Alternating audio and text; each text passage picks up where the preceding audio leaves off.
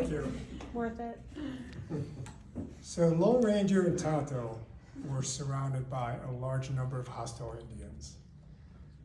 The Lone Ranger then turns to Tonto and says, well, what do you think we should do now? To which Tonto replies, what do you mean by we, white man? But that's only half the story. That's Tonto and how he sees himself and what side he's on. The other side of this is how the world sees Tonto, or more importantly at that time, how the hostile Indians see Tonto. And that's kind of the theme of my story here, how we perceive ourselves and how the outside world perceives us. And the part I'm talking about is me being Chinese and how that is a part of who I am. And that part, which we identify with and figure out as far as what part of us is that identity, is probably no different from anybody else's experience growing up and feeling comfortable with themselves. The only difference is this part of me, the Chinese part, I have a big old sign over my head that says, look, I'm Chinese. That sign is really my looks. I don't think anybody can get around knowing that I'm not from these parts. I'm Asian. So I came to the States when I was 8, moving to Pittsburgh, learning one word of English. I was born in Taiwan. My parents are from mainland China, escaping mainland China during the Communist Revolution. So my identity, how I saw myself and how the community, the Anglos out there saw me were totally congruent. I was definitely all Chinese. They saw me as being Chinese. And grant you, it's not like what it is now. Back in 1961, through elementary, the K through 12, there may have been one other Chinese family we were aware of. So in any case, quickly after coming here, within a year or two, I realized there was more than just me being Chinese and being from China or Taiwan. There was all this other stuff associated with it. So when I was maybe 9 or 10, Dad took my 3 older sisters and me to a small little museum that was in a church. And you had to make an appointment, and these 2 nuns met us there and gave us a tour of the church, or whatever's in there. I don't remember a thing about it. But at the end of the tour, when we're saying goodbyes and thank yous, surprisingly, one of the nuns asked my dad, so how's your laundry business? I was really surprised by that question, but even more surprising was my dad's answer. He said, great, thank you for asking.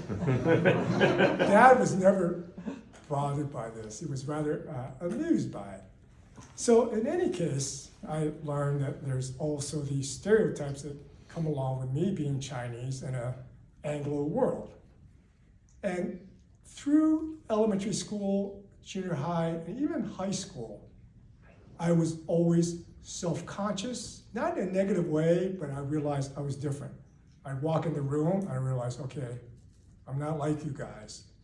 And even in high school, and this was going to be part of my story before I even heard Russell's story, what I really wanted was to be able to grow some sideburns. Good luck with that. I don't think I've ever shaved this part of my face.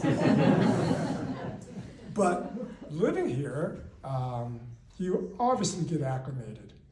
I think I acclimated through playing sports, but in any case, more and more, I started forgetting that I'm Chinese. It's not a negative thing, but I didn't go around necessarily, in my mind, holding up this big old sign that says I'm Chinese. But even after being acclimated, the world would remind me of my Chineseness, okay? And in ways that may surprise you. My first job was at the USDA lab in Madison, Wisconsin. And the federal labs are pretty good, government is pretty good at celebrating minority holidays. So I was new there. They asked me whether I would organize a luncheon for the Asian Pacific Islander Week. I, of course, said yes. So my job was to go around asking different people that were Asian whether they'd be willing to bring in a dish for this luncheon. So there's this older Chinese man that I tracked down, saw him in the hallway. So I went up to him and asked him whether you'd be willing to bring a dish. He looked at me and said, "But your wife's not Chinese." I was a little confused, like, didn't he understand what I was asking? It has nothing to do with my wife. Then he just walked away. It took me a second to realize, oh, I get it now. I'm not Chinese enough now, all right? After spending all this time being totally Chinese.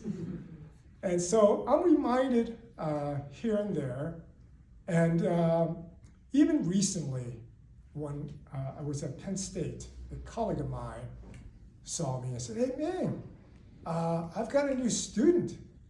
Was asking about you." I said, "Oh yeah, what? Was she interested in my research?" No. She said, "Who's that Chinese guy trying to act like an American?" I thought actually that one bothered me a little bit. But if I reflect on it, I'm not even sure what the heck that means, how I would be acting like an American. I'm always, many times asked, do you see yourself as being Chinese or American? It's like a binary issue. And I realized it really isn't a binary issue. Being Chinese is just a part of who I am now, after living in the States for 40, 50 years. But this stuff really never bothered me that much. And maybe that's the influence from my dad, that he always thought it was humorous. But I also realized how the world perceives you and how you interact with that perception and who you are inside varies with each individual. For example, I have a sister. I have 3 older sisters, but one sister just can't stand when people ask her, "Where are you from?" Me, in contrast, I just think people are curious. And I always tell them, I know they're not asking whether I'm from State College. I just say, Chinese, I was born in Taiwan, all right? And I'll actually ask other Asians, as one of you in the audience will know, like, are you Chinese? If they say yes, my next question is, well, what kind of Chinese are you? There's the American-born Chinese, there's the fresh-off-the-boat Chinese, there's Hong Kong Chinese, there's mainland Chinese, and Taiwan Chinese. So anyway, this interplay and how we react to, how the world perceives us, and how we think of ourselves, again, is very much an individual experience. Another example of this is the story my dad told me. My mom and dad just moved to a new neighborhood in Ann Arbor, and Dad went out for a walk. He said he ran into another older Chinese man just like him. They introduced themselves, and this gentleman talked to my dad about what a terrible high school his son went to. And every week, it seemed like the son would come home feeling or being harassed or made fun of for being Chinese. My dad said, that's an interesting story.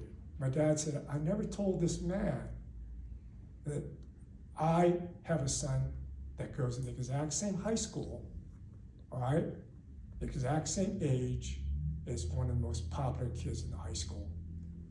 When I first heard this story, I thought, yeah, they both can't be true. This other guy's full of it or something. Then I realized, no, you can't negate the other person's experience from your own experience. But obviously, both are true.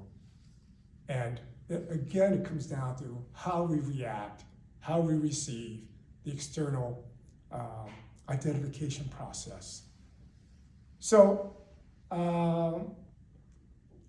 like Tonto, okay, there is the Chinese side of me, and there's the American side of me, all right? Even though internally, that's only a small part. But I'm definitely Chinese. If you come to my house, you'll see all sorts of calligraphy, Chinese characters, some of them from my great-grandfather. So really, I'm Chinese. Don't ask me about them, because I don't know one word of the Chinese characters, right? But after being here for 50 years or so, I feel like I've earned the right to choose what part of me I want to be. Because Chinese is only one small part of everything I am. And just like Tonto, I'm going to sit on that fence. I'm going to get off on the side that, believe it or not, is the most green.